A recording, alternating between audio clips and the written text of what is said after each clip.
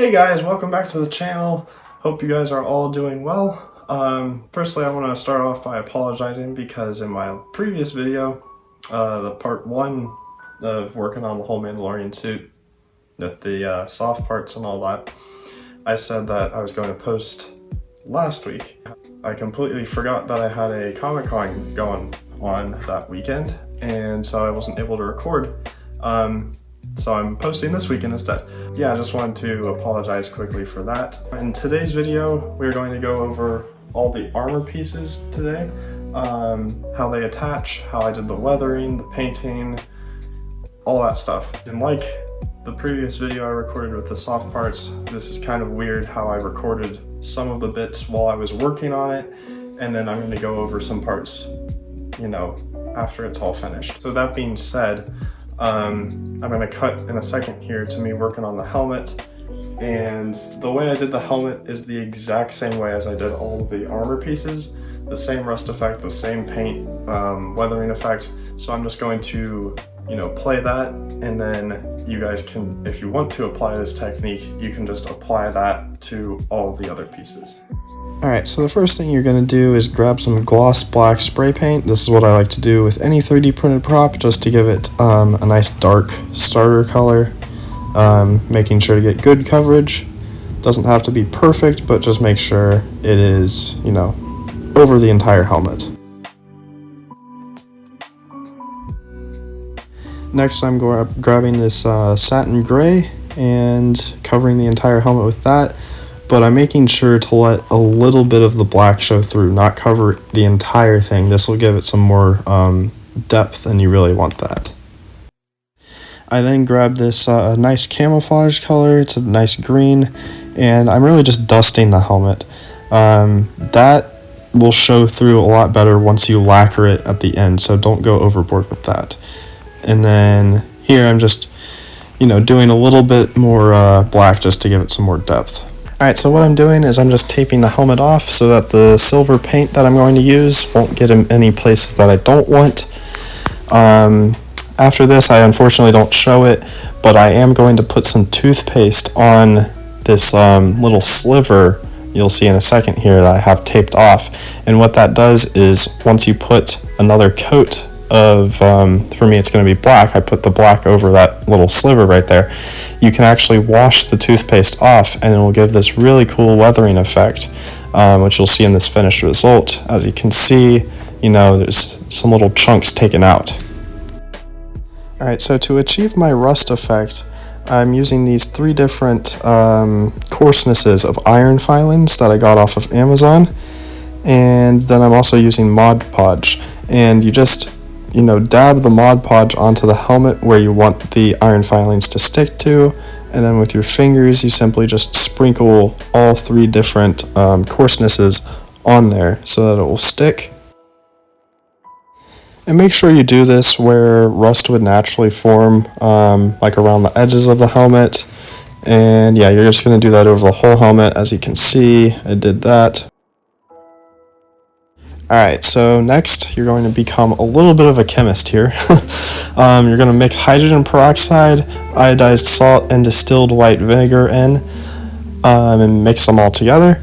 What I found the best mixture was to have the most hydrogen peroxide, next, you know, a decent amount of salt, and then just a tad bit of the white vinegar. And because the hydrogen peroxide and salt actually act as oxidizers.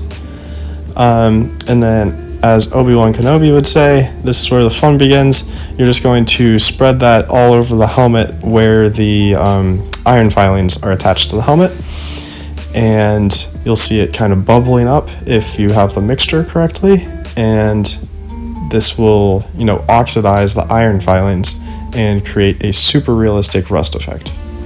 So yeah, that's how I did all of the armor and the helmet. So I'm going to go over now how I actually attach the armor to the costume, because that is super important, and if you don't get that right, then you're going to have pieces falling off while you're walking around, and it's just a whole ordeal. So I'm going to first focus on the chest and shoulder pieces, and these are very simple to attach. Firstly, obviously the helmet just sits on just to get that out of the way. You know, you just put the helmet on. I don't have a chin strap. So this is the inside of the helmet. Just some foam padding so it sits, you know, properly on my head. And then the visor is just cut out and glued right in there. And that's just from like a face shield of, I got it off Amazon, but yeah, it's just, I think it's the brand called Hobart, and it comes in like a circular thing like that. And yeah, I just cut it out. I know that's probably confusing, but if you search up Hobart's face shield on Amazon, it'll pop up. All right, next I'm going to go over the shoulders and the chest, which I was going to do, but got sidetracked. All right, so the shoulders and the chest both attach using the same thing, and it's just these buckles. These are actually dog collars that I cut because they have the buckle on them, and then I just cut the dog collar and used the other piece on here. And as you can see, right in here, I just have it sticking out, and that's actually sewed right there. But I have that underneath so you can't see it once the shoulder pad is on. And if you go to this side, you know, it fits very nicely on there. And then this one's a little different because I wanted the cape. I know this isn't really talking about armor pieces anymore, but the cape wouldn't stay on. So I just attached this piece of Velcro right there and put this piece of Velcro on the cape, and now I just Velcro that to the actual shoulder bell, and the cape will stay like so. So yeah, when I was walking around the con, that was really nice because I didn't have to worry about, you know, the cape going all over the place. So next is the chest plate, which is, it attaches with the same exact dog collar buckles, which I got from Michael's. As you can see, it's just glued right here and glued right there, which this one's coming off, so I need to put some more glue on there, probably a stronger kind. And then these are just sewed onto the flight suit, and this is actually some Velcro right here and Velcro up here so that the chest plate will, you know, it'll stay like that, because if I was leaning over forward, then the chest plate would actually fall like that, and that's not fun. So put those Velcro pieces there, and now it won't fall forward. Also, the thing with the buckles is if let's say you're getting your costume on and you don't have a mirror or anything, this is really nice to have, because once you set it up correctly, you know that the chest plate is going to be straight on 100% of the time. So if you put these buckles on, that's super nice to have, because then you don't have to worry about where it actually goes and the alignment of it.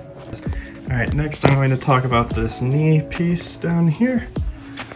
I only have one knee piece, the other has the wraps on it, but this attaches super simply.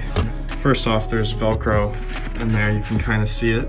So there's Velcro on this side, and then just sewed onto the flight suit. What I found is that the knee plate would actually go like at that angle a little bit because it didn't have any support back here. So what I did is I just glued this elastic strap onto the back of this, you know, this part right here, and then obviously on the other side. And that was initially white, so I just spray painted it black so it would match the flight suit. And that's probably the simplest thing to go over, easiest to attach. All right guys, so lastly is the gauntlets. Both gauntlets are the exact same. I'm fixing this one currently because this one has some electronics in it, so it'll actually push these little missiles out, but the motor was getting stuck, so I'm fixing that one right now. But they both attach the exact same. So what I have on this one and the other one is there's just these hinges, and I just glued the hinges in so that these line up very snug, just like that. And then this is actually from a clothes hanger, a metal clothes hanger that I just cut, bent one end, and then you just simply stick that through both the front and back hinges. Just like that. And that's not going anywhere. And thankfully, I'm actually able to just slide it on through my hand, so I don't really need that. I could have just glued these pieces together, but it is nice that it comes in two different pieces just in case, you know, my forearms grow or hand grows and I'm not able to fit my hand through there anymore. That way I can just, you know, detach these two pieces and reattach them, which I must say, if you do this technique, I would highly recommend, instead of doing, almost just dropped it. Instead of doing two hinges, I would highly recommend just do a singular long hinge that runs this entire length, because the actual alignment isn't great.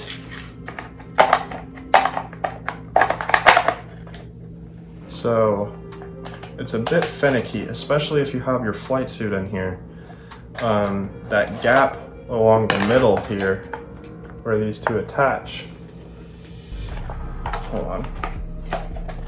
There we go. Right there, down the middle. The flight suit can actually get in the way of the metal pin. And so then you have to, you know, kind of push your flight suit out of the way in order to slide the metal rod through, if that makes sense. Other than that though, this system works amazingly well, and I know some other people attach them with like elastic bands on the side, which that's also a really good technique. The only issue I have with that is that if your arm is, you know, bigger than the gauntlet, let's say, it'll push these two pieces apart. And even though you have that elastic strap there, there'll be a little gap right in between. This technique really locks them down, so you can't get that gap, and it's a lot more accurate to, you know, how you'd see it in the movies, shows, etc. So yeah guys, that's gonna do it for this video. Thank you so much for watching to the end. I really appreciate that. I don't really have anything else going on from here. I'm hoping to go on a photo shoot in the full costume so I can do, you know, the last episode in this series with the final results. But other than that, I don't have any video ideas right now. So if you have anything you'd like me to do, let me know in the comments. I can always, you know, do a room tour or how I did this stuff. But just let me know. I am probably going to end up posting more on Instagram than on YouTube, just because it's a lot more fun to make short little reels when I'm in costume and stuff. So if you enjoy, you know, content like that, check out my Instagram, novaforge.official. I'll link it in the description. But yeah, thank you so much for watching, and may the force be with you.